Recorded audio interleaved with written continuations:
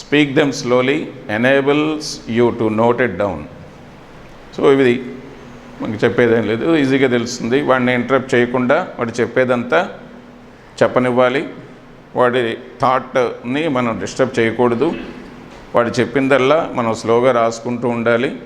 వాడిని ముందే చెప్పాలి, నువ్వు స్లోగా చెప్పు, నాకేం తొందర లేదు, నేను జాగ్రత్తగా వింటాను అని చెప్పని.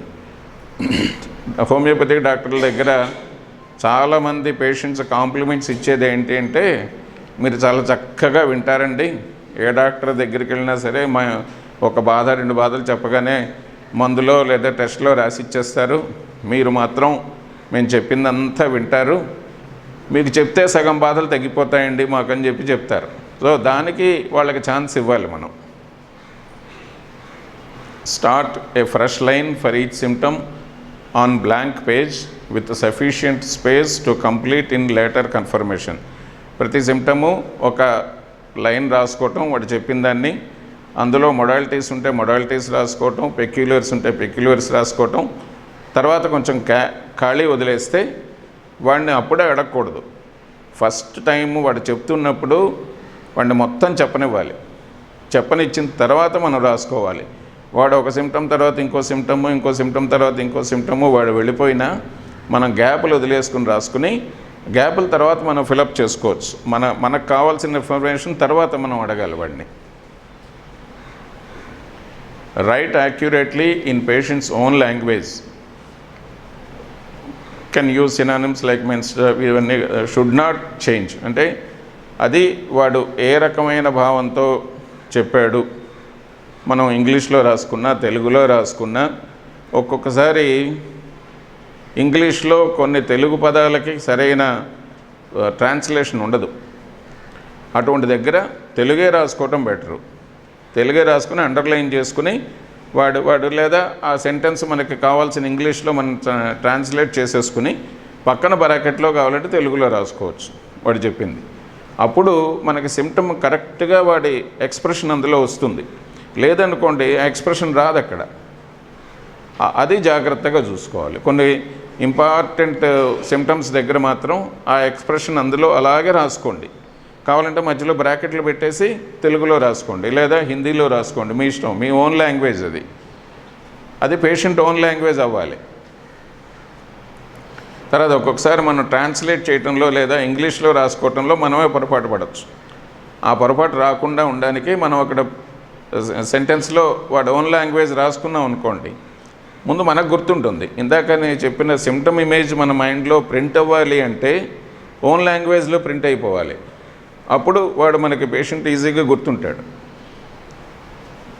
Connecting thread of thought of the patient, అది from image of the sickness in mind. ఇదే ఈ సిక్నెస్ తాలూకా ఇమేజ్ మనకి రావాలి అంటే ఒక్కొక్కటి కనెక్ట్ అవ్వనివ్వాలి వాడిని. కనెక్ట్ అయిన తర్వాత అప్పుడు మనం కరెక్ట్ పిక్చర్, వాడి భాషలో వాడికి ఉండే జబ్బు మనకు అర్థమవుతుంది. మనం దానికి ఇంకా యాడ్ చేసుకుంటూ వెళ్తాం అన్నమాట. Don't ask leading questions to get certain answers you desire nor put words in his mouth. అంటే మనకి వాడికి అందించటం, వాడికి స్లిప్పులు ఇవ్వడం, ఇటువంటి పిచ్చి పనులు మనం చేయకూడదు. స్లిప్పులు ఇచ్చామంటే మనం ఫెయిల్ అయిపోతాం, అది గుర్తుపెట్టుకోండి. మనల్ని మనం ఫెయిల్ చేసుకోవటం అనేది ఎప్పుడూ చేయకూడదు. మనల్ని మనం పాస్ చేసుకోవాలి, మనం వాడిని మనతో పాటు పైకి పుల్ చేసుకోవాలి. సో అట్లాగా లీడింగ్ క్వశ్చన్స్ ఎప్పుడూ అడగకూడదు. Example, do you thirsty? He may think about coffee, wine or can answers yes or no. వాడికి దాహంగా ఉందా అని చెప్పని అడగకూడదు. ఏమడగాలి? నీ దాహం ఎలా ఉంటుంది, దాహం వేస్తుందా వేయదా, ఇది. తర్వాత ఎంత తీసుకుంటావు, ఎక్కువ తీసుకుంటావా తక్కువ తీసుకుంటావా, ఇలా అడగకూడదు. మళ్ళీను ఎంత తీసుకుంటావు అంటే వాడు చెప్తాడు, పావు గ్లాస్ తాగుతానండి అని చెప్పని. పావు గ్లాస్ తాగుతానంటే మనం అప్పుడు డ్రా చేసుకోవచ్చు ఇన్ఫరెన్స్. సో తక్కువ తాగుతున్నాడు. లేదు సార్ ఒక్కొక్కసారి గ్లాస్ తాగుతానంటే ఎక్కువ తాగుతున్నట్టు లెక్క. అది మనం గ్రెడేషన్ మనం చేసుకోవాలి తప్పిస్తే పేషెంట్కి ఆ ఛాన్స్ ఇవ్వకూడదు.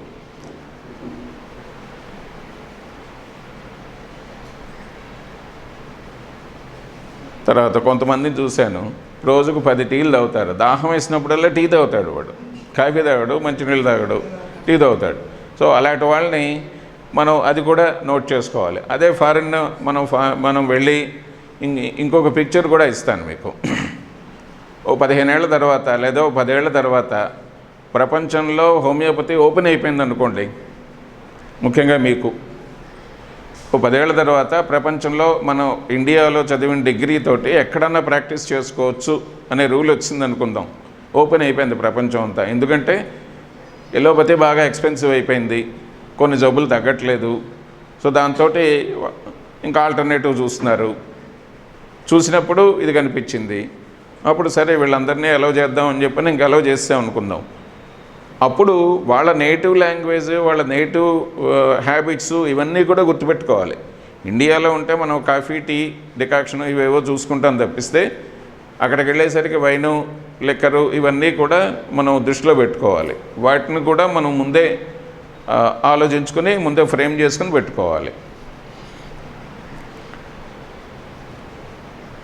అట్లాగే భోజనం తీసుకోవటంలోని ఎటువంటి పదార్థాలను నేను ఇబ్బంది పెడతాయి అంతే అడగాలి తప్పిస్తే నీకు పప్పు తింటే తేడా చేస్తుందా, కూర తింటే తేడా చేస్తుందా, బిర్యానీ తింటే తేడా చేస్తుందా, ఇట్లాంటి లీడింగ్ క్వశ్చన్స్ మనం అడగకూడదు. వాడికి ఎప్పుడో 10 ఏళ్ల క్రితం ఒకసారి బిర్యానీ తింటే తేడా చేసింది, మనం బిర్యానీ తింటే తేడా చేస్తుందంటే తేడా చేస్తుంది సార్ అంటాడు వాడు. వాడికి ఎప్పుడో ఉన్న జ్ఞాపకం అది, మనకు కావాల్సిన ఇన్ఫర్మేషన్ అది కాదు. అది వాట్ అబౌట్ యువర్ ఎపిటైట్, ఆకలి ఎలా ఉంటుంది, నీకు ఎక్కువ ఆకలేస్తుందా, తక్కువ ఆకలేస్తుందా, ఇలాంటి లీడింగ్ క్వశ్చన్స్ అడగకండి. ఆకలి ఎలా ఉంటుంది అంతే, జస్ట్ సింపుల్ క్వశ్చన్ వాడిని. And how do you feel if you go without a meal, ఆకలేసి నువ్వు అన్నం తినకపోతే ఏమైనా ఇబ్బంది ఉంటుందా. కొంతమందికి షివరింగ్ వచ్చేసి కాళ్ళు చేతులు వణికిపోయి తలనొప్పి వచ్చేసి ఈ రకమైన ఫాస్ఫరస్ పేషెంటో సల్ఫర్ పేషెంటో ఉన్నాడు అనుకోండి, వాడికి టైంకి అన్నం పడకపోతే షివరింగ్ వచ్చేస్తుంది, నానా రకాలైన ఇబ్బందులు వచ్చేస్తాయి, ఒక్కొక్కసారి ఫెయింట్ అయిపోతారు, ఈ రకమైన సిమ్టమ్స్ ఉంటాయి. అది మనకి ఇంపార్టెంట్. అంతే తెప్పిస్తే నీకు టైంకి తినకపోతే,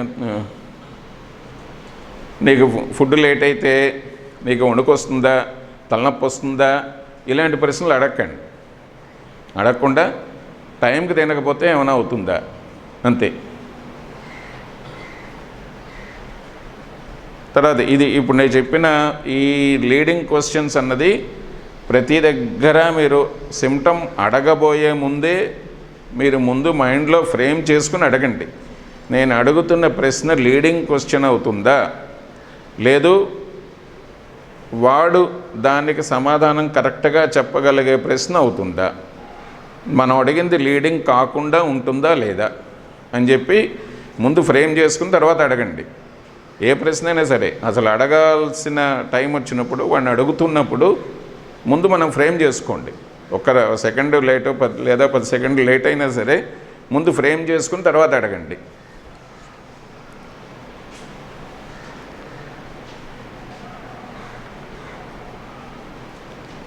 never ask alternating questions, respect the rule, always in his own choice. Do you dream sad are, ఇందాక చెప్పిన దాంట్లోనే ఎక్స్టెన్షన్ అనమాట ఇది. సో నీకు భయంకరమైన కళ్ళు వస్తాయా, సరదా కళ్ళు వస్తాయా, పులులు వస్తాయా, సింహాలు వస్తాయా, ఇలాంటివి అడగండి. కళ్ళు ఏమిటి వస్తాయి, వచ్చినప్పుడు సార్ వస్తాయి సార్, ఏమిటి వస్తుంది అడగండి, వాడేవో చెప్తాడు. మనకు కావాల్సిన ఇన్ఫర్మేషను ఏ స్నేక్సో లేదంటే ఇంకోటి జంతువులో అనుకోండి, నీకు పాములు వస్తాయా, పులి వస్తుందా, నక్క వస్తుందా, కుక్క వస్తుందా, ఇవి అడగండి. వీటికి అన్నిటికీ జనరల్ టర్మ్ ఏమిటి, యానిమల్. జంతువులు ఏమైనా వస్తాయా, ఆ జనరల్ టర్మ్ పట్టుకుని దాన్ని అడగండి, అప్పుడు వస్తాయి. జంతువులు ఏమైనా వస్తాయా కళ్ళు ఒకట, సార్ వస్తాయి సార్, అప్పుడప్పుడు కుక్కలు వస్తుంటాయి, లేదా పులి వచ్చి మీద పడిపోతున్నట్టు ఉంటుంది, లేదా అప్పుడప్పుడు పాములు వస్తుంటాయి, నాకు అవి కనిపిస్తుంటాయి. ఒక్కొక్కసారి నా శరీరం మొత్తం మీద పాములన్నీ చుట్టేసినట్టు ఒక 100 పాములు నా మీద ఉన్నట్టు కళ్ళు వస్తుంటాయి, ఈ రకమైన సిమ్టమ్స్ చెప్తారు. అలాగా మనం క్వశ్చన్ ఫ్రేమ్ చేసుకుని వాడిని అడగాలి తప్పిస్తే లీడింగ్ క్వశ్చన్స్ అడగకూడదు. అట్లాగే మెంటల్ సిమ్టమ్స్ అడిగినప్పుడు కూడా ఏది లీడింగ్ క్వశ్చన్స్లో ఉండకండి. బాధ, దుఃఖం ఇవన్నీ కలిగినప్పుడు ఎటువంటి పరిస్థితుల్లో నీకు కలిగింది అంతే తప్పిస్తే మా అమ్మగారు పోయినప్పుడు కలిగిందా, మీ నాన్నగారు పోయినప్పుడు కలిగిందా, మీ ఆవిడ పోయినప్పుడు కలిగిందా అంటే అప్పుడు ఎవడైనా ఏడుస్తాడు. నీ ఫ్రెండ్ పోయినప్పుడో లేదంటే నీకు ఎప్పుడూ తెలియని వాడు పోయినప్పుడో ఏడిస్తే అది జబ్బు. వాడు ఎప్పుడో 15 ఏళ్ల క్రితం కలిశాడు సార్, మొన్న వాడు చచ్చిపోయినట్టు నాకు తెలిసింది, అప్పటి నుంచే నా మనసు అసలు దిగులుగా ఉంది, బాధగా ఉంది అంటే అది జబ్బు. ఎవడో 15 ఏళ్ల నుంచి కాంటాక్ట్ లేనివాడు ఇప్పుడు ఈ మధ్య పోతే వాడి గురించి ఆలోచించి వాడి గురించి బాధపడుతుంటే అది జబ్బు. అది ఏ నేట్రమూరో ఇంకోటో అవుతుంది. అది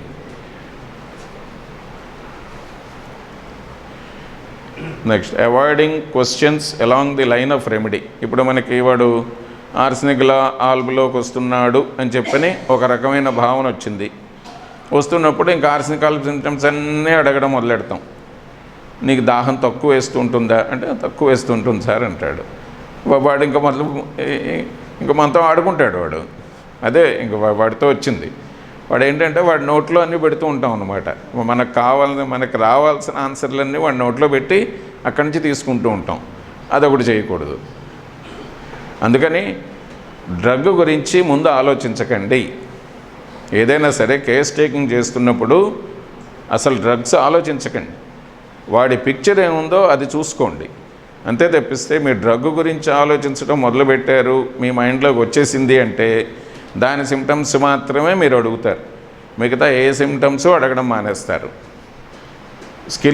skilfully frame your question well and carefully interrogate privately to get any causes of disgraceful character. అంటే వాడి క్యారెక్టర్ని డౌన్ చేసేది అంటే మిగతా వాళ్ళ దృష్టిలో వాడి క్యారెక్టర్ని డౌన్ చేసే విషయాలు ఏమైనా ఉంటే కనుక వాడిని సపరేట్గా కూర్చోబెట్టి కాన్ఫిడెన్స్లోకి తీసుకుని అప్పుడు మాట్లాడండి. అంటే మన దగ్గర నుంచి ఆ ఇన్ఫర్మేషన్ ఎక్కడికి లీక్ అవ్వదు అని చెప్పని అనుకుని వాడి మైండ్ వాడు అంతకుముందు చేసిన పనులు వివరంగా చెప్పగలిగి ఉండేటట్టుగా వాడిని తయారు చేసుకుని అప్పుడు మనం జాగ్రత్తగా అడగాలి. ఎలాంటివి సూసైడ్ అటెంప్ట్స్, జెనిటల్ డిసీజెస్, తర్వాత ఇంట్లో జరిగిన ఇబ్బందులు ఇవన్నీ కూడా అలాగా వాడిని సొంతంగా కాన్ఫిడెన్స్ మన మీద పెంచుకుని వాడితోటి ఈ వివరాలన్నీ తెలుసుకోవచ్చు. Never allow your self to hurry A patient. మనం వాడిని తొందర పెట్టకూడదు అసలు. Make a fixed habit of examination that will stay with you. అంటే నువ్వు తీసుకున్న కేసు ఇందాకనే చెప్పాను చూసారా, మన మైండ్లో ప్రింట్ అయిపోవాలని చెప్పని. ఆ ప్రింట్ అయ్యేటట్టుగా మనం వాడిని కంఫర్టబుల్గా ఉంచి మనం తీసుకోవాలి. పేషెంట్ వచ్చి వెళ్ళిపోయిన తర్వాత మనం వాడి కేసు ఏంటి అంటే క్లియర్ కట్గా మొత్తం అంతా చెప్పగలగాలి. అలా ఉంటే మనకు కరెక్ట్గా మనం కేసు టేకింగ్ చేసినట్లు లెక్క. So make a fixed habit of examination. అంటే ఎగ్జామినేషన్ ఆ హ్యాబిట్ ఎలా చేసుకోవాలి అంటే that will stay with you. నీతో పాటు ఉండాలి. అది ఎంతకాలం? నీ జీవితాంతం ఉండొచ్చు. అలా చేసుకోవచ్చు. సో అలా చేసుకోవడానికి మనం పేషెంట్ని కంఫర్టబుల్గా ఉంచి పేషెంట్ని జాగ్రత్తగా చూసి మనం వాడిని హర్రీ పెట్టకుండా ఉంచితే వాడన్నీ చెప్తాడు. Keep the patient talking close to the line. If he goes off bring him back to the line quietly without disturbing him. కొంతమంది పేషెంట్స్ అంటారు, ఏ లెక్సిస్ పేషెంట్ దొరికాడు అనుకోండి, లెక్సిస్ కన్నా హైసెమస్ పేషెంట్ దొరికాడు అనుకోండి, మీకు ఆ రోజు కుక్కచావే మీకు కనీసం 3 గంటల కేస్ టేకింగ్ అవుతుంది. అది ఆ 3 గంటల కేస్ టేకింగ్ మీకు అందులో దొరికే పాయింట్స్, మీరు అందులో ప్రిస్క్రైబ్ చేసే పాయింట్స్ మహా అయితే 4 ఉంటాయి. వాడు చెప్పేది 400 పేజీల స్టోరీ చెప్తాడు. సో అవన్నీ వింటూ కూర్చుంటే మీకు టైం గడిచిపోతుంది, టైం వేస్ట్ అయిపోతుంది, మిగతా పేషెంట్స్ని మీరు ఎంటర్టైన్ చేయలేరు. సో అందుకని వాడు గీత దాటుతూ ఉన్నప్పుడల్లా వాడి సిమ్టమ్ దాటి ఇంకో దగ్గరికి వెళ్తే కనుక వాడిని అక్కడ నెమ్మదిగా మళ్ళీ ఈ వెన్నపూసినట్టుగా తీసుకొచ్చి మళ్ళీ లైన్లో కూర్చోబెట్టాలి. ఇది అలా అని చెప్పని వాడిని పెయిన్స్ రావచ్చు. అది మిమికింగ్ పెయిన్స్ అంటారు. అంటే ఒక ఎగ్జాంపుల్ చెప్తాను. ఒక మనిషి మానసికమైన ఇమేజ్ ఒకటి మనం తీసుకుంటే ఆ మానసికమైన ఇమేజ్కి మన ఫిజికల్ ఇమేజ్కి చాలా దగ్గర సంబంధం ఉంటుంది. సో ఆ మానసికమైన ఇమేజ్లో ఎక్కడన్నా తేడా వస్తే మన శరీర భాగాల్లో ఎక్కడన్నా తేడా రావచ్చు. ఓకే, అది ఇది రెండు క్లబ్ చేసుకుని చూసుకోవాలి. ఆ చూసుకుంటే కానీ మనకి పిక్చర్ క్లారిటీ రాదు. ఓకే, ఇప్పుడు వాళ్ళ ఆవిడకి ఏదో బాగాలేదు, బాగా బాగాలేదు, బాధపడుతూ కూర్చున్నాడు. రెండో రోజు మూడో రోజు సివియర్ బ్యాక్ పెయిన్ వచ్చేయచ్చు. సో బ్యాక్ పెయిన్ ఒక్కటి రాసుకుంటే మనకు రాదు. ఆ బ్యాక్ పెయిన్ని మనం దీంతో క్లబ్ చేసుకోవాలి. Mental worry, grief, death of near once, financial, ఇవన్నీ ఎగ్జాంపుల్స్ ఇచ్చారు. ఇంకేదన్నా ఉండొచ్చు వాడికి, అవన్నీ చూసుకోవాలి. సో చూసుకుని ఆ బ్యాక్ పెయిన్కి మనకి దీనికి సంబంధం లేదని చెప్పని అనుకోకూడదు. బ్యాక్ పెయిన్కి ఏ శరీరంలో ఏ బాధలైనా సరే మెంటల్ పిక్చర్లో ఎక్కడో ఒక్కడ తేడా ఉంటే కానీ శరీర భాగాల్లో తేడా రాదు. అది గుర్తుపెట్టుకోండి. నొప్పులు బాధలు అన్నవి కేవలం మానసికం. అక్కడ తేడా ఉంటేనే ఇక్కడ తేడా వస్తుంది. ఆ తేడా ఏంటో గమనించండి ముందు, దాన్ని డిటెక్ట్ చేయండి. దాన్ని డిటెక్ట్ చేసుకుంటే ఇది తెలుసుకోవటం ఈజీ అవుతుంది. అధికమైన మానసిక శ్రమ వంటి కారణాలు మనస్సున దిగులు దుఃఖము కలదా, దానికి బంధువియోగములు ధన నష్టము వంటి కారణములు ఉన్నవా, భయము కోపము ప్రాధాన్యము వహించున. ఈ బాధలు ఉన్నప్పుడు ఇది ఉండొచ్చు, లేదా ఇవి ఉన్నప్పుడు ఈ బాధలు కలగచ్చు. ఈ రెండిటికి లింకులు ఉంటాయి అన్నిటికీ. డిసప్పాయింట్మెంట్ ఆఫ్ లవ్, ఏదైనా అంతకుముందు లవ్ చేయటం, బాధపడటం, ఇవన్నీ ఈ రోజుల్లో ఎక్కువైపోయాయి కదా యూత్లోని. బ్రేకప్లు, గీకప్పులు ఇవన్నీ కొంచెం బాగా లేటెస్ట్ ట్రెండ్లోకి వెళ్ళిపోతున్నాయి. సో అంటే మొన్న ఒక సంవత్సరంన్నర క్రితం ఒక అమ్మాయి వచ్చింది నా దగ్గరికి. ఇదే same case, Hyderabad, PG, love, బ్రేకప్పును. ఎంతవరకు వెళ్ళిపోయిందంటే ఇంక నేను చచ్చిపోతాను వాడు లేకపోతే అని చెప్పాను. వాడేమో చీతు నాకు వద్దు అంటాడు వాడు. ఈ పిల్లమో పట్టుకుని డేకుతుంది. వాడేంటి అసలు దేనికి పనికిరాని వద వాడు. ఏదో ఆటో వేసుకోవడం ఏదో చేస్తుంటాడు. ఈ పిల్లేమో సాఫ్ట్వేర్ ఇంజనీరు. నేను పెళ్లి చేసుకుంటాను మారుస్తాను అంటుందట. ఏం చేస్తుంది. ఇగో ఇలా ఉంటాయన్నమాట. అట్లాగా వాటిని మనం చూస్తే కానీ రియల్ కాజ్ తెలియదు. History of trauma, site of injury, after effects of injury. అంటే ఇక్కడ ఈ ఫస్ట్ చెప్పిన 5 సిమ్టమ్స్ ఇంజరీ వల్ల ఏమైనా రిలేషన్ ఉందా. తర్వాత హ్యాండ్లింగ్ ఆఫ్ కెమికల్స్, ఇందాక మనం ఆక్యుపేషన్ రాసుకున్నాం కదా, ఆక్యుపేషన్లో ఇటువంటిది ఏదైనా ఉంటే కనుక ఈ ఆక్యుపేషనల్ హెజార్డ్స్ కింద మనం తీసుకోవచ్చు. Working in the sun, night keeping, పై చెప్పిన సిమ్టమ్స్లో ఎండలో పనిచేయటం కానీ, లేదా నిద్ర లేకుండా పనిచేయటం కానీ, నైట్ డ్యూటీసు లేదా షిఫ్ట్ డ్యూటీసు ఇటువంటివి ఏమైనా ఉండటం వల్ల కానీ జరిగిందా. ఇది general question. Family planning operation, underwent cobalt, x ray, radium treatment. ఇంతకుముందు ఏమైనా వీటితోటి ట్రీట్మెంట్ జరిగినా ఇప్పుడు వాడు మన దగ్గరికి కిలాయిడ్తో వస్తాడు. వాడికి కిలాయిడ్ కావాలి, కిలాయిడ్ తగ్గడం కావాలి వాడికి. ఇంతకుముందు వాడికి ఎక్స్రే ట్రీట్మెంటో, రేడియం ట్రీట్మెంటో లేదా కోబాల్ట్ తోటి, ఇప్పుడు కోబాల్ట్ పోయిందిలేండి, అంతా రేడియేషనే ఎక్కువ ఉంది బాగాను, దాంతో వచ్చింది అనుకుందాం. అప్పుడు మనకి ఈ ఇన్ఫర్మేషన్ కావాల్సి వస్తుంది. అది తర్వాత ఎలక్ట్రిక్ షాక్, ఇది షాక్ ట్రీట్మెంట్ ఇప్పుడు తగ్గిపోయింది. ఇది సైకలాజికల్ కేసెస్లో, సైకియాట్రిక్ కేసెస్లో ఒకప్పుడు కామన్గా ఉండేది, ఇది ఇప్పుడు తగ్గింది. ఇది ఎలక్ట్రిక్ షాక్ కాదు, షాక్ ట్రీట్మెంట్. ఇది అది చూసుకోండి. ఎలక్ట్రిక్ షాక్ వేరు, ఎలక్ట్రిక్ షాక్ ట్రీట్మెంట్ వేరు. అట్లాగే seminal excretions or sperm in the urine, శుక్ల నష్టము, స్వప్నస్ఖలనము, మూత్రం శుక్లము పోవుట. ఇందాక చెప్పిన వాటిలో బ్యాక్ పెయిన్ ఉందనుకుందాం. First symptom back pain, second symptom headache. Seminal excretion చేస్తే వాడికి ఎక్కువైపోతుంది, మర్నాడల్లా బ్యాక్ పెయిన్ వస్తుంది. లేదా ఫ్యామిలీ లైఫ్ ముందు రోజు ఫ్యామిలీ లైఫ్ ఉన్న తర్వాత మర్నాడు సివియర్ బ్యాక్ పెయిన్ వస్తూ ఉంటుంది. ఈ రకమైన కండిషన్స్ ఉంటాయి. అంటే ఆ సిమ్టము వీటితోటి ఏమైనా కాజేషన్ ఉందా? Bad effects of masturbation, loss of semen. What is the first cause of break down of health? ఇది ఇప్పుడు చెప్పిన ఈ 6th పాయింట్ ఫస్ట్ 5 పాయింట్స్కి కాజేషన్, వీటిల్లో ఏమైనా కారణం ఉందా? ఇది అయిన తర్వాత 7th point, what is the first cause of break down of health? మొట్టమొదట ఆరోగ్యం భంగమవుటకు కారణములు ఏమిటి? ఓకే, ఇది ఇందాక చెప్పిన ఒక ఎఫారిజంలో మనం చెప్పుకున్నాం, అదే వస్తుందన్నమాట. ఎఫారిజం 92 ఏమిటది? First cause of break down ఎందులో వచ్చింది? గుర్తుపెట్టుకోవట్లా. నేను డిసప్పాయింట్ అవుతున్నాను రాను. నాకు ఎక్కడ రెస్పాన్స్ రావట్లా. 8th point, any history. అది మీకు అసలు ఇంట్రెస్టింగ్గా ఉందా, బోర్ కొడుతుందా? చెప్పండి. లేదు నేను ఎక్కువ డీప్గా వెళ్ళిపోతున్నాను. మరి ఏమంటారు? ఏం సార్?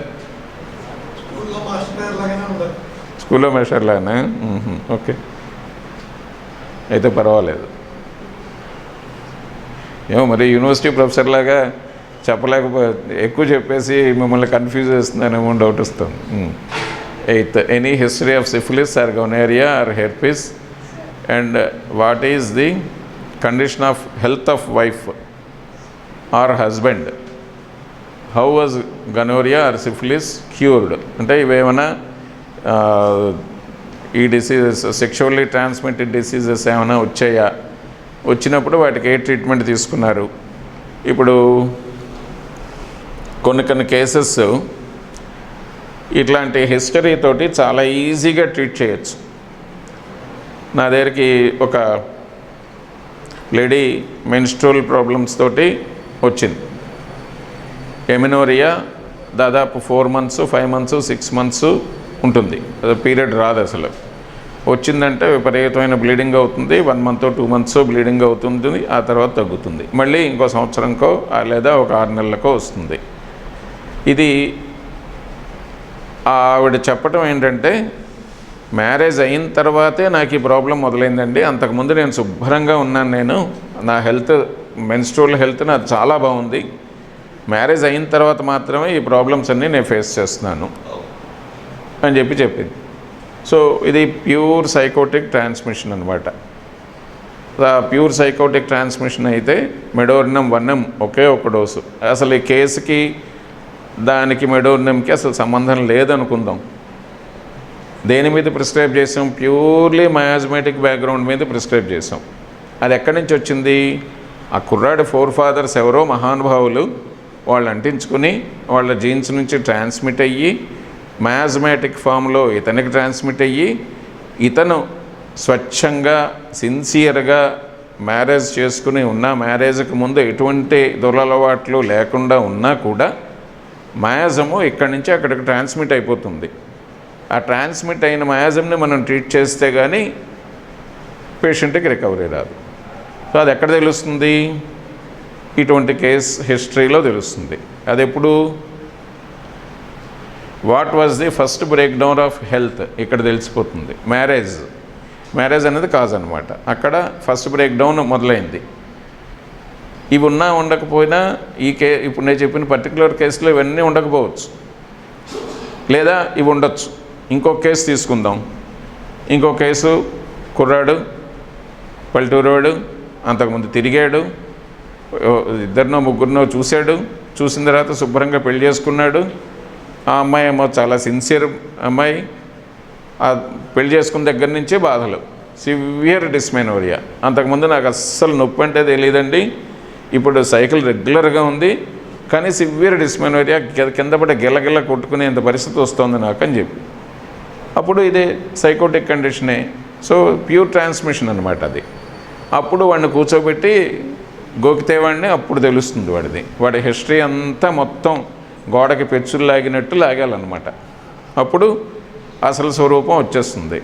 ఏది లోపలున్న అప్పన్న స్వరూపం అంటే వరాహ రూపం అన్నమాట. పంది వేషాలన్నీ అప్పుడు వస్తాయి. So any history of syphilis or gonorrhoea or mercurial poison in 4 fathers dead or living, ఇది కొంతమంది చెప్తారు. మా నాన్న మహాపురుషుడండి, యుగ పురుషుడు, వాడు చిన్నప్పటి నుంచి తిరిగిన వాడైన వాడు అని చెప్పని. మొన్నే ఒక మెంటల్ కేసు వచ్చింది. ఆ మెంటల్ కేసులో వాళ్ళ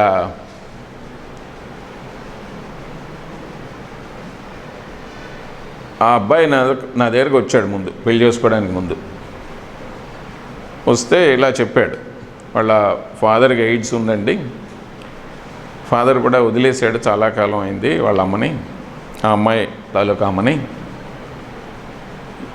ఆ మధ్య ఎయిడ్స్ వచ్చి పోయాడు అని చెప్పాడు. నువ్వు పెళ్లి చేసుకోకని చెప్పాను నేను. చెబితే వినలా, వాడు పెళ్లి చేసుకున్నాడు. ఇప్పుడు ఆ అమ్మాయి ముందు నుంచి మెంటల్ బ్రేక్డౌన్ ఉంది, ఇప్పుడు ఇంకాస్త ఎక్కువైపోయింది ఆ మెంటల్ బ్రేక్డౌన్. వెళ్ళిపోయి పెళ్ళి అయ్యే 6 నెలలు అయింది, నాకు డైవర్స్ కావాలని చెప్పని అడుగుతాం. ఏంటంటే సింపుల్ సస్పిషన్, ఆ కుర్రాడి మీద అనుమానం. ఒక పావుగంట లేటుగా వస్తే చాలు, ఎక్కడికి వెళ్ళావు, లేదా నువ్వు దాంతో మాట్లాడావా, దీంతో మాట్లాడావా, నీ పాత ఫ్రెండ్స్ ఎవరున్నారు, పాత ఫ్రెండ్స్ గురించి నాకు చెప్పు. అటు లేదు మొర్రో, నేను బాగానే ఉన్నాను, సిన్సియర్గా ఉన్నాను, నిన్నే లవ్ చేశాను, నిన్నే పెళ్లి చేసుకున్నాను అని చెప్పన్నా సరే, రాత్రి 3 దాకా 4 దాకా కూర్చుని ఇదే డిస్కషన్ అంట. ఇది ఎక్కడి నుంచి వచ్చింది? ఫాదర్. మనకు తెలిసింది కదా హిస్టరీ.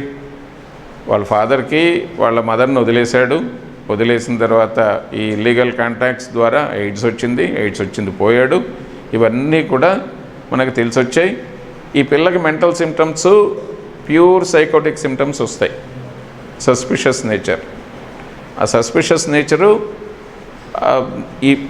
ఈ పిల్లకి ఎస్టీడీ ఉండక్కర్లా, మయాజం ట్రాన్స్మిట్ అయిపోయింది. మయాజం ట్రాన్స్మిట్ అయిపోవడంతో డిసీజ్ మెంటల్గా స్ప్రెడ్ అవుతుంది, ఫిజికల్గా ఎక్కడా ఉండదు, పూర్తిగా మెంటల్గా స్ప్రెడ్ అయిపోతుంది.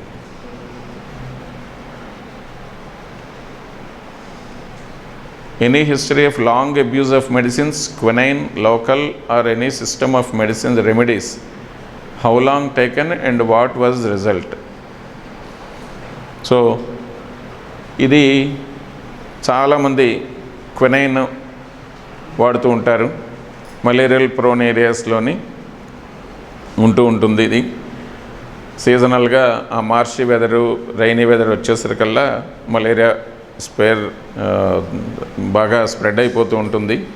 సో అటువంటిప్పుడు ఎక్కువ ప్రైమాక్విన్నో క్వినాక్విన్నో ఏవో వాడుతూ ఉంటారు. అవి దానివల్ల సప్రెస్ అయ్యి ఆస్తమాటిక్ కండిషన్స్, లేదా మీరు మలేరియా సప్రెస్ అయితే మేజర్గా వచ్చేది ఒకటి రొమటాయిడ్ ఆర్థరైటిస్, రెండవది లంగ్ కండిషన్స్, మూడవది మెంటల్ బ్రేక్డౌన్స్. ఈ 3 ట్యూబర్కులర్ మయాజంని ఇండికేట్ చేస్తాయన్నమాట.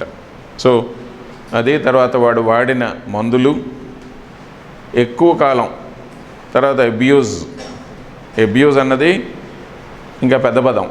అంటే కొంతమంది ఇన్ని పెయిన్ కిల్లర్స్ ఉంటాయి ఇంట్లోని, ప్రతి పూట ఏదో ఒక పెయిన్ కిల్లర్ మింగాల్సిందే. వాడికి అంత పెద్ద జబ్బు ఉండకపోయినా కూడా, అంత పెద్ద బాధ ఉండకపోయినా, ఏదో ఇప్పుడు నేను ఉంచున్నాను ఇక్కడ కాలు నొప్పి వచ్చింది అనుకుందాం, లోపలికి వెళ్ళి మందు వేసేసుకుంటాడు. ఓ లెక్చరర్ ఉంటాడు, వెళ్తాడు, నడుము నొప్పి వస్తుంది, కాసేపు నుంచి పాఠం చెప్పేసరికల్లా ఇంటికి వెళ్ళి మందు వేసుకుని పడుకుంటాడు. మందు వేసుకోకుండా కూడా పడుకోవచ్చు, కానీ మందు వేసుకుంటూ ఉంటాడు, అది అబ్యూజ్ అవుతుంది. అది తర్వాత అట్లాగే local remedies, ointments, steroids, steroid creams, ఇవన్నీ కూడా ఏమిటి చేశాడు, ఇంతకుముందు వాడిన వైద్యంలో వాడిన ఫలితములు ఏమిటి, ఎలా ఉంది, ఇవన్నీ కూడా డీటెయిల్డ్గా మనం ఈ పక్కన రాసుకోవాలి. Any burning sensation on any part of the body, any eruption on the skin or any tumour or any wart anywhere, if cured how and when. ఎక్కడైనా మంట, నొప్పి ఇవన్నీ ఉండేవా లేదా, పులిపుర్లు, ఆన్లు, కణుతులు, కాయలు, వీటికి ఏమి ట్రీట్మెంట్ చేశారు. Any previous or present habit of drinking, smoking, taking opium, coffee, tea or nut powder. కుర్రాళ్ళని, ఈ రోజుల్లో ఉండే కుర్రాళ్ళని ఎంక్వైరీ చేసినప్పుడు ఇదొకటి బాగా మనకి డ్రగ్ అబ్యూజు, తర్వాత ఆల్కహాల్ తీసుకోవటం అనేది కామన్ అయిపోయింది ఈ రోజుల్లో. మరీ కామన్ అంటే ఇంతకుముందు ఏదో అది పెద్ద సోషల్ స్టిగ్మా కిందను తప్పు కింద భావించేవాళ్ళు. ఈరోజు అది కామన్గా అయిపోయింది. సో దానివల్ల వచ్చిన బాధలు, వాడి రెగ్యులర్ బీర్ డ్రింకర్ అనుకోండి, వాడికి వచ్చే ఏ రకమైన జబ్బు అయినా సరే ఒక డ్రగ్ వేసేయచ్చు. ఏమిటది?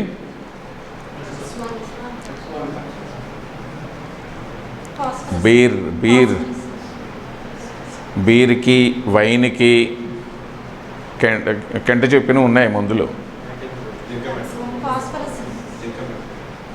వైన్ జింకం కాదు, చదువుకున్న వాళ్ళు గట్టిగా చెప్పండి.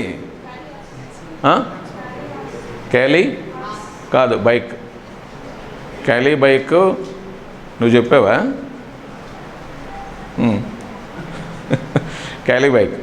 క్యాలీ bich is for beer drinkers. వారికి క్రానిక్ డిస్క్రైబ్ చేస్తాడు కెంట్, చదువుకోండి. బీర్ తాగితే పిల్లలు ఎలా తయారవుతారో తెలుస్తుంది అందులోని. ఫ్లషింగ్ ఆఫ్ ఫేసు, రెడ్నెస్, క్యాలిబైక్లో బుగ్గలు ఎర్రగా తయారవుతాయి అన్నమాట. అంటే బీర్ కొన్ని కాలం అలా బీర్ తాగుతూ ఉంటే బుగ్గలు చక్కగా వచ్చేసి ఎర్రగా తయారై ఎంత బాగున్నాడు అనుకుంటాం, కానీ అదంతా బీర్ జోబు అది. సో అట్లాగా అది మనం గమనించుకోవాలి. అది మనకి ఒక 2-3 కేసులు చూసిన తర్వాత ఇది అర్థమైపోవాలి. వాడు చెప్పకుండానే వాడికి అంత బుగ్గలు ఎర్రగాను బుర్రగాను ఉన్నాడు అనుకోండి, మనం వాడిని ఎంక్వైరీ చేయాలి. హ్యాబిట్స్ ఏమైనా ఉన్నాయా లేదా. ఏం లేవు సార్ అంటాడు. వాడికి ఏంటంటే బీర్ తాగడం అన్నది క్యాజువల్ వాడికి. అప్పుడు ఇంకా కొంచెం డీప్గా ఎంక్వైరీ చేస్తే అప్పుడు తెలుస్తుంది అది.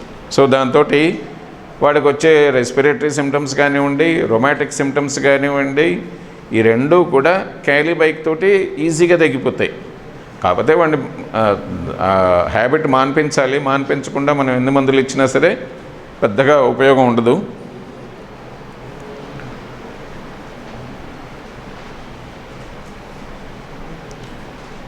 కొన్ని కేసెస్లో డ్రగ్ అబ్యూజ్ ఒకటి ఈ మధ్యకాలం కొంచెం ఎక్కువైంది, అది కూడా చూసుకోవాలి. ఇవన్నీ పోస్ట్ కేసులు వచ్చాయనుకోండి, పోస్ట్ కేసుల్లో వాడి కళ్ళు చూడండి. కళ్ళు చక్కగా వెలుతురు కాంతి ఉంటే వాడికి ఏ అలవాట్లు లేనట్లు లెక్క. వాడి కళ్ళు బాగాలేవనుకోండి, వాడు గ్యారంటీగా మీకు చెప్పినా చెప్పకపోయినా ఏవో డ్రగ్ అబ్యూజెస్ గ్యారంటీగా ఉంటాయి. Take it granted. అది మీరు పూర్తిగా దాన్ని ఎంక్వైరీ చేసినా చేయకపోయినా, వాడు చెప్పినా చెప్పకపోయినా వాడికి ఉండడానికి ఎక్కువ అవకాశం ఉంది. కళ్ళు దగ్గర సాధారణంగా కింద కొంచెం బ్లాకిష్ డిస్కలరేషన్ ఉంటుంది, చిన్న ఫ్లషింగ్ ఉంటుంది, అంటే కాంతి ఉండదు. మేము ఒక 2-3 కేసెస్ చూస్తే కానీ అర్థం కాదు, అది బ్రైట్గా ఉండవు. అంటే ఆ ఏజ్లో ఉండాల్సిన చార్మింగ్ అది ఉండదు వాడికి, డిమ్గా డల్గా ఉంటూ ఉంటాడు. అది ఫేస్లో తేడా తెలిసిపోతూ ఉంటుంది. అది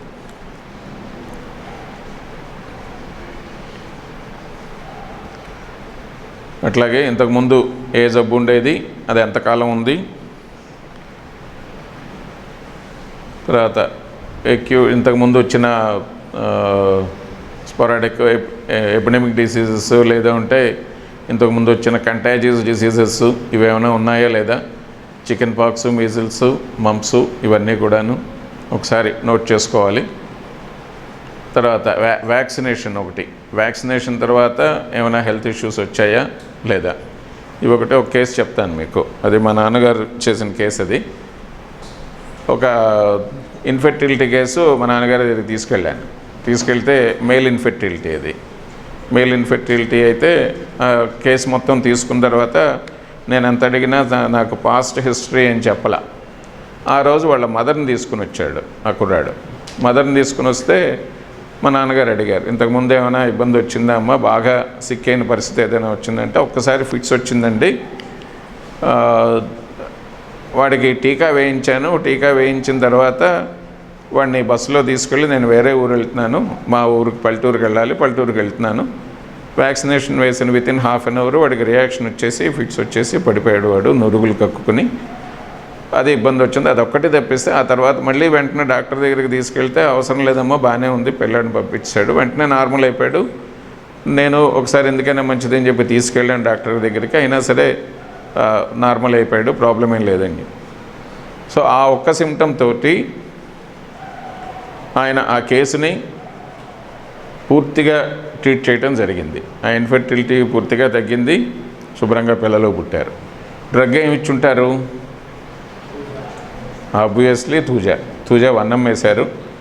ఆ తర్వాత మళ్ళీ తూజా వేసిన తర్వాత వాడికి వచ్చిన ఇదేంటంటే ఫస్ట్ అండ్ ఫార్మోస్ట్ సిమ్టమ్ ఏంటంటే 1 వీక్ తర్వాత సివియర్ బ్యాక్ పెయిన్. ఆ సివియర్ బ్యాక్ పెయిన్ తోటి 4 రోజులు మంచం మీద పడుకోబెట్టాం వాడిని. ఆ 4 రోజులు మంచం మీద పడుకోబెట్టిన తర్వాత ఒక 2 మంత్స్ తర్వాత వాడికి పిల్లలు పుట్టారు. సో ఆ తూజా ఏం చేసింది, మయాజంని మొత్తం కదిపేసి ఆ బ్యాక్ పెయిన్ తీసుకొచ్చింది. బ్యాక్ పెయిన్ తీసుకొచ్చి అక్కడ జరగాల్సిన చేంజెస్, ఆ జెనిటల్ ఏరియాస్లో రావాల్సిన చేంజెస్ ఏవైతే ఉన్నాయో అవి మొత్తం తీసుకొచ్చి వాడిని పూర్తి హెల్దీ కింద తయారు చేసింది అనమాట వాడిని. సో ఆ తర్వాత మళ్ళీ మెడోర్నం 1M 10M కూడా వేసాం వాడికి. అది పూర్తి ఫ్రీగానే ఉన్నాడు వాడు. What is the weight, general appearance అంటే పేషెంట్ ఒక్కొక్కసారి మనకి చూడగానే వీడు ఈ డ్రగ్ పర్టికులర్ డ్రగ్గు అని చెప్పని మనం ఐడెంటిఫై చేయగలిగే కొన్ని ఆబ్జెక్టివ్ సిమ్టమ్స్ మనకు దొరుకుతాయి.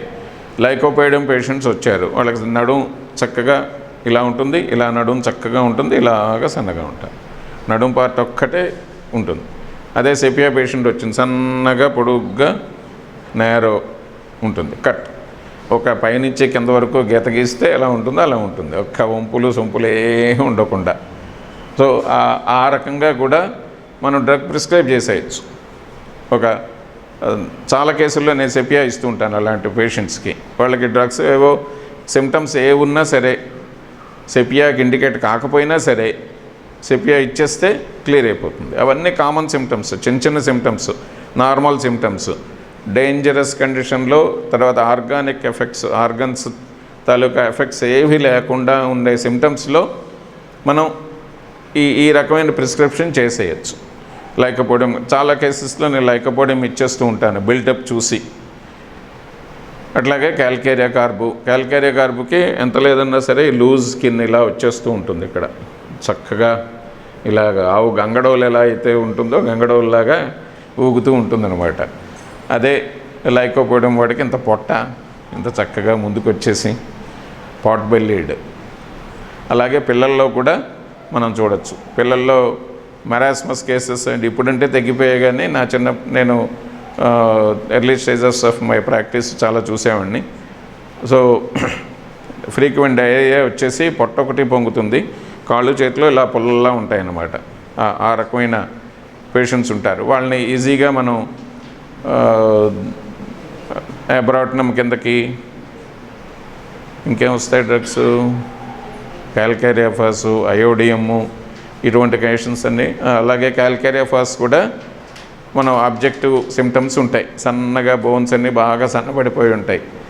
క్యాల్కేరియా కార్బ్ కూడా ఒబేస్ చిల్డ్రన్ లేదా ఒబేస్ పేషెంట్స్, పెద్దవాళ్ళు కానివ్వండి చిన్నవాళ్ళు కానివ్వండి, ఎవరైనా ఆ రకమైన అపీరెన్స్ ఉంటుంది. అలాగే టాలు షార్టు. టాల్ అంటే మనకి డ్రగ్స్ ఏముంటాయి, ఫాస్ఫరస్, ఇంకా సల్ఫరు, ట్యూబర్కులినము, ఇవన్నీ కూడా టాల్ కండిషన్స్కి వచ్చేస్తుంటాయి. షార్ట్ కండిషన్స్లోని బెరైటా, కాల్కేరియా, ఇంకా బెరైటా గ్రూప్ అంతా కూడా short.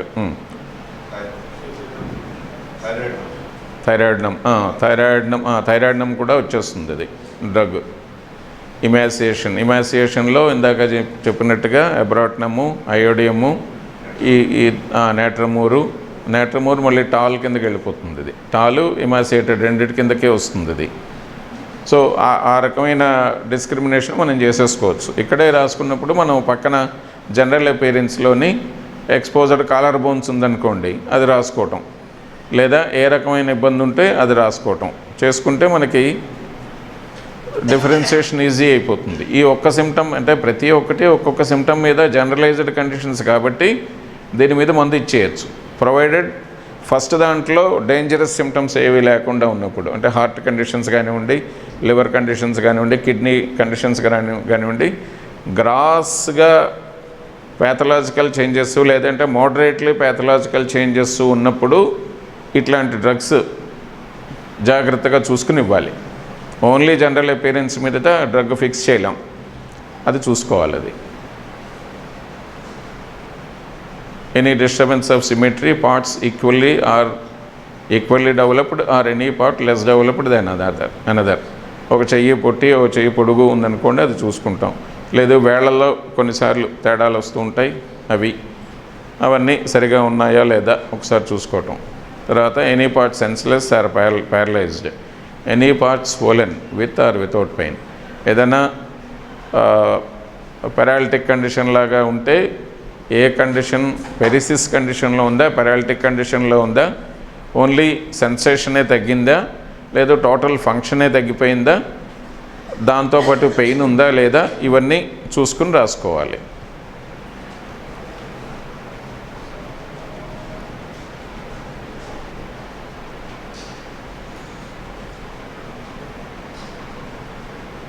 Any history of delay in walk, talk and dentition. చిన్నప్పుడు క్రాలింగు, సిట్టింగు, తర్వాత వాకింగు, స్పీకింగు. సో వీటిల్లో ఎక్కడైనా డిలే ఉంటే అది కూడా రాసుకోవాలి.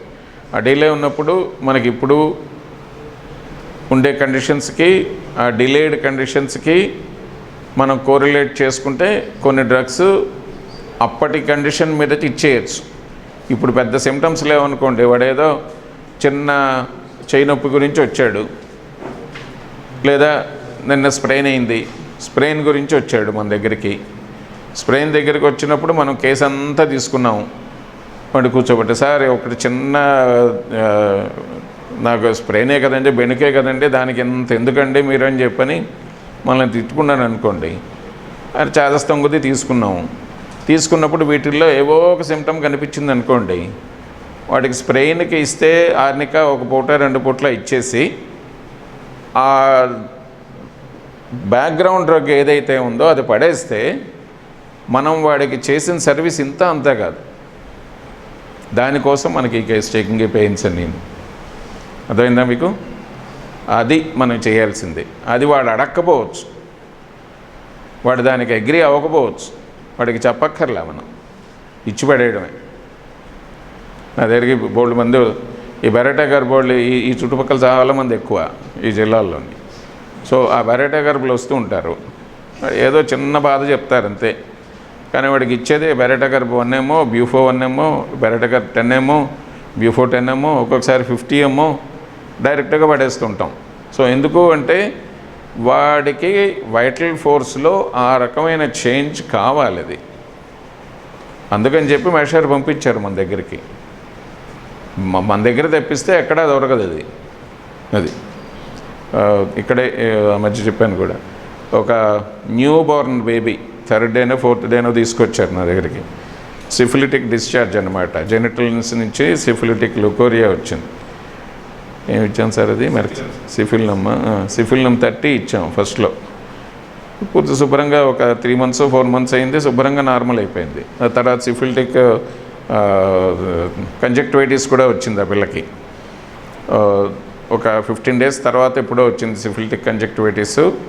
ఆ తర్వాత మళ్ళీ రిపీట్ చేసాం, మొత్తం తగ్గిపోయింది. ఇప్పుడు ఏమైంది, మన దగ్గరకు వచ్చినందువల్ల మొత్తం మయాజం ఎర్లీయెస్ట్ స్టేజ్లోనే తగ్గిపోయింది. సో జీవితం అంతా హ్యాపీగా ఉంటుంది. అంతటి మంచి సైన్స్ అన్నమాట హోమియోపతి. అది ఇంకెక్కడా ప్రపంచంలో మీరు ఏ డాక్టర్ దగ్గరికి వెళ్ళండి, సప్రెషనే తప్పిస్తే హోమియోపతిలో కొన్ని క్యూర్ అయినట్టు ఇంకెక్కడా క్యూర్ కావు. అది దానికోసం మనం రెడీగా ఉండాలి. అది డాక్టర్ ఇగ్నోరెంటు గాడిద అనుకుంటాం. ఆ గాడిద అయినప్పుడు ఇదే చిన్నదేనమ్మా, ఏం పర్వాలేదు, ఏదో కళ్ళకి ఏదో వస్తుంది, చిన్నప్పుడు వస్తుంది, ఏం పర్వాలేదు అని చెప్పని ఈజీగా తీసి పడేయచ్చు. సో ఆ తీసి పడే గాడిద కన్నా కాస్త మనం విజిలెంట్గా ఉండి, అన్ప్రెజరైజ్డ్గా ఉండి, దాని పట్ల సరైన నాలెడ్జ్, డిసీజ్ నాలెడ్జ్ ఉండాలి, డ్రగ్ నాలెడ్జ్ ఉండాలి. రెండింటినీ మనం క్లబ్ చేసుకుంటే కనుక మనకి ఈజీగా పేషెంట్స్ని క్యూర్ చేయగలిగే శక్తి మనకు వస్తుంది. అది మనంతటా మనం కొంత తెచ్చుకోవాలి, దానికి స్టడీ కావాలి. అది ఎవరికి రాదు. అదేనా జబ్బు కాకపోతే మన అందరికి ఎందుకు తెస్తారు? అది ఆ జెనిటల్ ట్రాక్లో సిఫిలిటిక్ ఇన్ఫెక్షన్ ఉంటుంది వాళ్ళకి. ఆ తర్వాత ఇచ్చాము, అదే అక్కడి నుంచి పేరెంట్ల నుంచి వచ్చి ఉంటుంది అది. ఇంకొకటి ఇక్కడ ఇంకొక రెవల్యూషన్ ఏంటంటే, అప్పుడు ఆ మదర్కి సిఫిలిటిక్ ఇన్ఫెక్షన్ ఉండకపోయినా కూడా ఫాదర్కి సిఫిలిటిక్ ఇన్ఫెక్షన్ అంతకుముందు ఎప్పుడో వచ్చి ఈ పిల్ల పుట్టినప్పుడు జెనిటల్ ట్రాక్ శుభ్రంగా ఉన్నా కూడా సిఫిలిటిక్ కండిషన్ రావచ్చు. అదే జరిగింది అనుకుంటాను ఆ కేసులో. మదర్ బాగానే ఉందనుకుంటాను, మదర్కి ఏం పెద్ద సఫరింగ్ లేదు. సో ఆ కండిషన్లోని అది మయాజ్మాటిక్ ప్రెసిపిటేషన్ అనమాట. అది ఫస్ట్ ప్రెసిపిటేషన్ అట్లా ప్రెసిపిటేట్ అయింది. ఆ పిల్ల ఇంకా అంటే దీనికి కాంప్లికేషన్స్ చెప్తాను, సిఫిలినం ఇవ్వకపోతే వచ్చే కాంప్లికేషన్స్. నెక్స్ట్ సిఫిలిస్ దేన్ని ఎఫెక్ట్ చేస్తుంది, ఏ శరీర భాగాలను ఎఫెక్ట్ చేస్తుంది? బోన్స్, మెయిన్గా బోన్స్. ఫస్ట్ అంటే చిన్నపిల్లల్లో గ్రోత్ మనకు వచ్చేది బోన్స్ కాబట్టి ఫస్ట్ బోన్స్ని ఎఫెక్ట్ చేస్తుంది. బోన్స్ని ఎఫెక్ట్ చేస్తే వచ్చే జబ్బు ఏంటి? రికెట్స్. సో ఆ రికెట్స్ తర్వాత లేదా బోన్ మ్యారోని ఎఫెక్ట్ చేసింది అనుకుందాం, ఎనిమిక్ కండిషన్స్ లేదా థ్రాంబోసైటోపీనియా, ఈ కండిషన్స్ అంటే ప్లేట్లెట్స్ డౌన్ అయిపోవటం, ఇటువంటి కండిషన్స్లోకి ఆ పిల్ల వెళ్ళిపోతుంది. సో అది వెళ్లకుండా జాగ్రత్తగా ఆ సిఫిలినం పడ్డందువల్ల అది నాకు సిఫిలినం పట్ల నాలెడ్జ్ ఉంది కాబట్టి 3వ రోజు పిల్లకి కాన్ఫిడెంట్గా సిఫిలినం ఇవ్వగలిగాను. నేను భయస్తుడు అనుకోండి, నేను ఇచ్చి చావాలని ఏ మెర్క్సాలో పడేస్తాను. సేఫ్ డ్రగ్ మెర్క్సాల్ 6లో ఇచ్చుకోవచ్చు, ఏం పెద్ద ప్రాబ్లం ఏమి ఉండదు. అప్పుడు సప్రెస్ అవుతుంది అది. ఓకే, అది చూసుకోవాలి. మనం ఇచ్చే డ్రగ్ నాలెడ్జ్ అన్నది మనకు కరెక్ట్గా ఉండాలి. దానికోసం మనం డ్రగ్స్ చదువుకోవాలి, మెట్రమెడికా చదువుకోవాలి. మెట్రమెడికా చదువుకునే పద్ధతి ఎల్లుండి చెప్తాను నేను, ఏ రకంగా చదువుకోవాలి ఏమిటి అన్నది ఎల్లుండి చెప్తాను మళ్ళీ. సో అది ఆ నాలెడ్జ్ మనం పెంచుకుంటే కానీ అవ్వదు. ఈ కండిషన్స్లో మనకి ఒక్కొక్కటి పాత కండిషన్స్ని బట్టి మనం మందు ఇచ్చేయడానికి అవకాశం ఉంటుంది. ఇప్పుడు పేషెంట్ తాలూకా మెంటల్ సిమ్టమ్స్. 1 గంట అయిపోతుంది, మధ్యాహ్నం కూర్చుందామా లేదా ఒక 5 నిమిషం? ఇది మొదలు పెడితే మళ్ళీ మధ్యలో ఆపలేం, అది చాలా ఉన్నాయి ఇవి. మీకు ఒక పావు గంట లేట్ అయినా పర్వాలేదు ఉంటే కనుక దీనికి వెళ్ళిపోతాను. పర్వాలేదా? ఏమంటారు? ఆకలేస్తుందా లేదా? మొహమాటం కొద్దిగా చెప్తున్నారు. ఎవ్వరూ గట్టిగా అయితే నీరసం వచ్చి ఉండాలి వీళ్ళకందరికీ. ఓకే, మెంటల్ సిమ్టమ్స్ చెప్పేద్దాం. ఒక పేజీ ఉంది. మెంటల్ సిమ్టమ్స్లో ఫస్ట్ ఇండెసిషన్ ఆర్ సస్పిషన్. ఈ రెండిట్లో ఏదైనా ఉన్నాయా లేవా. Has the patient any suicidal thoughts now or attempts made previously, is he of suspicious mood. బహుశా ఇది పైకి రావాలనుకుంటాను, ఇక్కడ వచ్చింది ఇది. సూసైడల్ థాట్స్ ఏమైనా ఉన్నాయా లేదా, ఇతరుల పట్ల అనుమానం ఏమైనా ఉందా. Mild or angry and irritable temperament ఎట్లా ఉంటుంది. Quarrelsome, fault finding and obstinate, ప్రతివాడితోటి తగ్గు పెట్టుకోవడం, ప్రతివాడిని తప్పు పట్టడం, ప్రతివాడు చేసింది అనుమానించటం, ఇటువంటివి ఏమైనా ఉంటే కనుక అవి నోట్ చేసుకుంటాం. ఇవన్నీ సాధారణంగా మెంటల్ కండిషన్స్ సగమే పేషెంట్ చెప్తాడు, మిగతా సగం మన పక్కనున్న క్లోజ్ ఫ్యామిలీ మెంబర్ నుంచే మనకు రావాలి. ఆ క్లోజ్ ఫ్యామిలీ మెంబర్ కూడా మనకి అన్ప్రెజరైజ్డ్గా ఉండగలగాలి. అటువంటిప్పుడు మనకు కరెక్ట్ ఇన్ఫర్మేషన్ వచ్చేస్తుంది.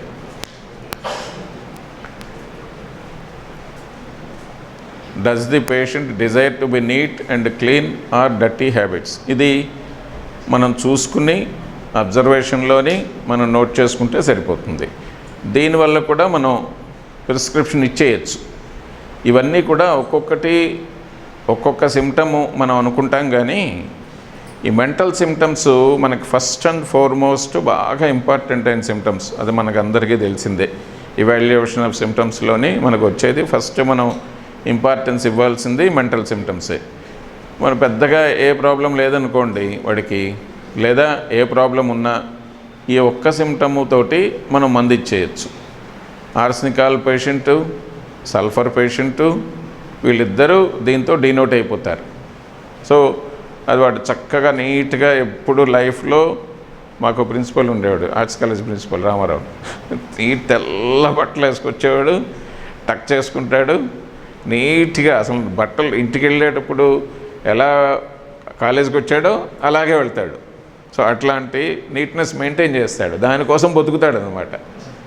అదొక ఓసిడి. అది ఇప్పుడంటే ఓసిడి అంటున్నాము, అప్పుడంటే స్పెషల్ అని చెప్పని అనేవాళ్ళం ఒకప్పుడు. అది జబ్బు అని చెప్పని ఇప్పుడు తెలుస్తుంది అనమాట. సో అలాగా వాడు ఇంకోటి ఉంటాడు, వాడు ఎప్పుడు చూడు షర్టు మాసిపోయిందే వేసుకొస్తాడు. ఓసారి నేను ఒక సైకిల్ మీద మాసిపోయిన బట్టలు వేసుకొని, చిరిగిపోయిన బట్టలు అక్కడక్కడ, ఈ కాలర్ ఇక్కడ చిరిగిపోవటం, ఇది చిరిగిపోవటం ఉండేది. ఉంటే పక్కన ఉన్నవాడినే అడిగాను, ఏంటో వాడు అలా వెళ్తున్నాడంటేను, వాడికి ఆస్తి ఎంత ఉందో తెలిసే నీకు అన్నాడు. అంటే ఇది ఎప్పుడు నా చిన్నప్పుడు, నేను ఇంటర్మీడియట్ చదువుతున్నప్పుడు అప్పుడే ఇక్కడ ఉన్నాను, శ్రీకాకుళంలో ఉన్నప్పుడే. వాడికి ఆస్తి ఎంత ఉంటుందో తెలుసుకొని నీకు అన్నాడు. అప్పట్లోనే వాడికి 25 కోట్ల ఆస్తి ఉంది, 50 ఎకరాల ఆసామి వాడు. అయినా సరే వాడు రోజు అలాగే వెళ్తాడు, అదే డొక్కు సైకిల్, పరమ డొక్కు సైకిల్, సౌండ్ వస్తూ ఉంటుంది, అదే డొక్కు సైకిల్, అదే బట్టలు. లేదా పోతే చెప్పండి, భావదారిద్ర్యం ఉంటారు, మానసికమైన దరిద్రం. అది వదలదు, అది అంతే. కొంతమందిని చూడండి, కొంత డ్రైవర్లు, ఆటో డ్రైవర్లు ఉంటారు, చక్కగా నీట్గా వాడికి ఉన్నా లేకపోయినా చక్కగా ఉన్నదాంతో చక్కగా నీట్గా డ్రెస్ చేసుకుని వెళ్తాడు. అది డబ్బుతో సంబంధం ఉండదు. అవన్నీ మెంటల్ సిమ్టమ్స్. ఆ మెంటల్ సిమ్టమ్స్ మనకి వీటిల్లో తెలిసిపోతూ ఉంటుందన్నమాట. Does the patient desire for company or wants to be alone. ఒక్కడు ఉంటే మనకి గ్రూప్ ఆఫ్ డ్రగ్స్ వచ్చేస్తాయి, నాట్రమూరు, సెపియా, పల్స్టిల్లా, ఈ గ్రూప్ ఆఫ్ వచ్చేస్తుంది. తర్వాత డిజైర్ ఫర్ కంపెనీకి వచ్చేసరికల్లా కొన్ని గ్రూప్ ఆఫ్ డ్రగ్స్ వచ్చేస్తాయి. వాటిలోంచి మిగతా సిమ్టమ్స్ని చూసి ఏరుకోవటమే అన్నమాట. Is the patient very talkative or silent habit, absent minded, gloomy or timid. పిరికితనం, నిరుత్సాహం, ధైర్యం లేకపోవటం ఉంటుందా, లేదా కామ్గా నెమ్మదిగా సైలెంట్గా ఉంటూ ఉంటాడా, ఇవి కొన్ని డ్రగ్స్ వచ్చేస్తుంటాయి. Memory weak or active, gradual loss of memory.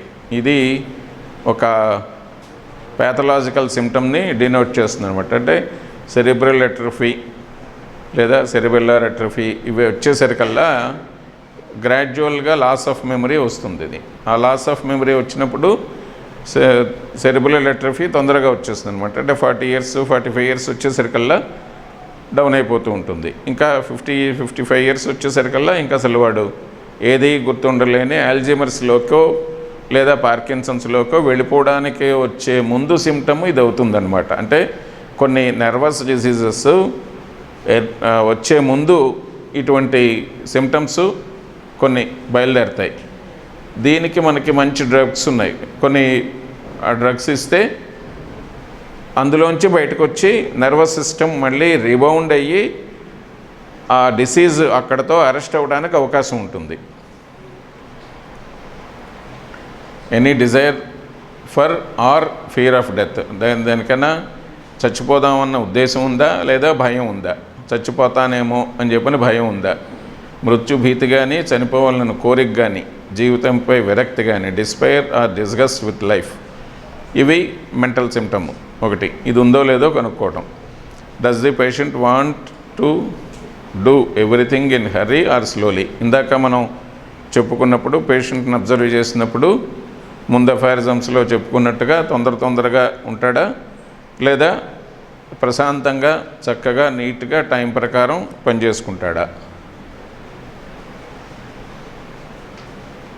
Is the patient intensely sympathetic? బంధుమిత్రులపైన సానుభూతి, అపేక్ష ఎక్కువ తక్కువ? సో కొంతమంది ఉంటారు అలాగా వాళ్ళ కోసం జీవితాన్ని ధారపోసేసి జీవితంలో వాళ్ళ గురించి బాగా బాధపడిపోయి ఎక్కడో దూరం చుట్టూ ఉంటాడు. వాడికి ఏదో ఓ రోజు జ్వరం వస్తే 10 సార్లు ఫోన్ చేసి అరా ఎలా ఉన్నావు నువ్వు, ఏంటి సంగతి, అమ్మ ఎలా ఉన్నావు నువ్వు అని చెప్పని అలాగా వాళ్ళు బాగానే ఉంటారు. వాళ్ళకి వచ్చింది 100 జ్వరమే, వీళ్ళకి వచ్చిందే పెద్ద జ్వరం, జబ్బు జ్వరం. సో అలాగా ఉన్న వాళ్ళకి ఎక్కువ నాట్రమూరు, ఇగ్నేషియా, పల్సిల్లా ఈ రకమైన గ్రూప్ ఆఫ్ డ్రగ్స్లోకి వచ్చేస్తారనమాట. Can the patient tolerate watching of blood letting?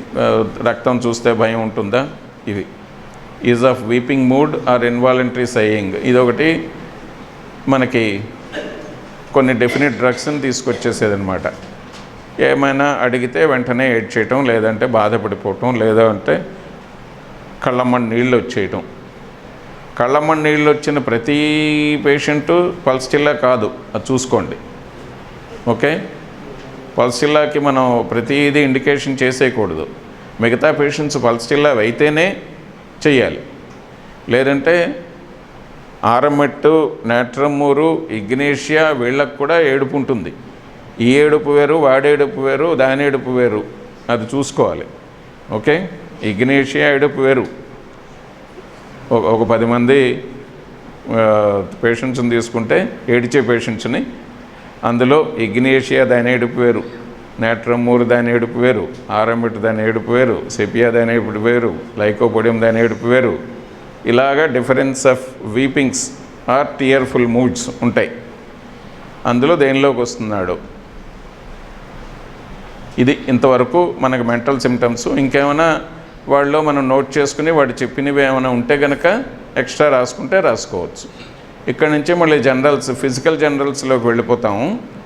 అది మనం లంచ్ అయిన తర్వాత ఒక ½ an hourలో అయిపోతుంది. ఇది లంచ్ అయిన తర్వాత ప్రోగ్రామ్ ఏంటంటే ఈరోజు ఒక 2 పేషెంట్స్ని రమ్మని చెప్పాము. ఆ 2 పేషెంట్స్ని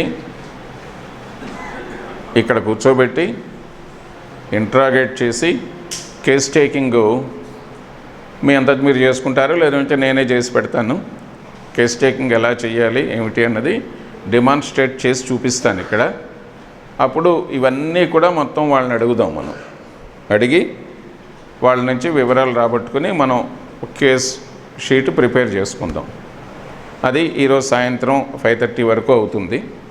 అదైన తర్వాత రేపు మీకేంటంటే ఉదయం ఇంకా క్లాస్ ఉండదు, ఇక్కడ డిస్పెన్సరీ ఉంటుంది రేపు. ఆ డిస్పెన్సరీలోని కొత్త కేసెస్ వస్తాయి. ఎవరైతే కేస్ టేకింగ్ చేద్దామని చెప్పి అనుకున్నారో, ముఖ్యంగా బయట నుంచి వచ్చిన వాళ్ళు చూసుకోండి, లోకల్ ఉన్న వాళ్ళ తర్వాత నెక్స్ట్ టైం మనం చేసుకోవచ్చు. ఒక్కొక్కళ్ళు ఒక్కొక్క కేసు కానీ, లేదా కనీసం 25 కేసులు వస్తున్నాయా మన కొత్త కేసులు? 40 వరకు వస్తాయా? 40 వరకు వస్తే సరిపోతుంది. ఒక్కొక్కళ్ళకి ఒక్కొక్క కేసు తీసుకోండి మీరు. బహుశా ఫార్మాట్ బుక్స్ ఈరోజు సాయంత్రం కానీ రేపు ఉదయానికి కానీ ఈ ఫార్మాట్ బుక్స్ వచ్చేస్తాయి. దానిలో రాయకండి, అది పక్కన పెట్టుకోండి. దాని ప్రకారం మీకు ఇచ్చిన పుస్తకాలు ఉన్నాయి, కావాలంటే ఇంకో పుస్తకం అడిగి తీసుకోండి. దాంట్లో మర్చిపోయాను, రేపు మీకు ఇంకొక పుస్తకం ఇస్తారు, అందులో రాసేసి అది ఇక్కడ ఇచ్చేస్తారు ఆ బుక్. అది మీరు కావాలంటే ఫోటో తీసుకుని మీరు పెట్టుకోండి, మీరు చేసిన కేస్ చెకింగ్ మీకు కావాలనుకుంటే. ఆ పేషెంట్స్కి నేను ఏం మంది ఇచ్చానన్నది సాయంత్రం మళ్ళీ మీరు తీసుకున్న కేసు అంతా ఇక్కడ అనాలిసిస్ చేసి ఒక 10 మందిని పిలుస్తాను మిమ్మల్ని. మీరు ఏం కేసు తీసుకున్నారు, ఎలా అనాలిసిస్ చేస్తున్నారు, దానికి నేనేం మంది ఇచ్చాను అన్నది మీకు నేను ఎక్స్ప్లెయిన్ చేసి చెప్తాను. ఏ పాయింట్స్ తీసుకున్నాం అన్నది, ఆ కేసులో ఏ పాయింట్స్ తీసుకున్నాం, ఎందుకు తీసుకున్నాం, దానికి గల కారణాలు ఏమిటి, ఇవన్నీ కూడా నేను మీకు డీటెయిల్డ్గా చెప్పడం జరుగుతుంది. దాంతో కేస్ టేకింగ్ మొత్తం ఒక ఫార్మాట్లో క్లియర్ అయిపోతుంది మీకు. సో కేస్ టేకింగు, డ్రగ్ ప్రిస్క్రిప్షను రేపటితోటి పూర్తవుతుంది. ఎల్లుండి ఏం చేస్తామంటే మెట్రోమెడికా ఎట్లా చదువుకోవాలి, కెంట్ ఎలా చదువుకోవాలి, మిగతా మెట్రోమెడికాస్ అన్నీ ఎట్లా చదువుకోవాలి, ఇవన్నీ వివరంగా చెప్తాను. మాస్టర్ గారు ఇచ్చిన పద్ధతి ఒకటి ఉంది, స్పెషల్ టెక్నిక్. ఆ టెక్నిక్ ఉపయోగించి ఎలా చదువుకోవాలన్నది ఒక డ్రగ్ మనం ఇక్కడ చదువుకుని డెమాన్స్ట్రేట్ చేసి చూపిద్దాం. ఒక డ్రగ్ మాస్టర్ చెప్పిన పద్ధతిలో ఎట్లా చదువుకోవాలి అన్నది. దానికి మాస్టర్ ఇచ్చిన డ్రగ్స్ తాలూకా పుస్తకాలు ఏమైనా ఉన్నాయా మీ దగ్గర? కొన్ని మెట్రోమెడికా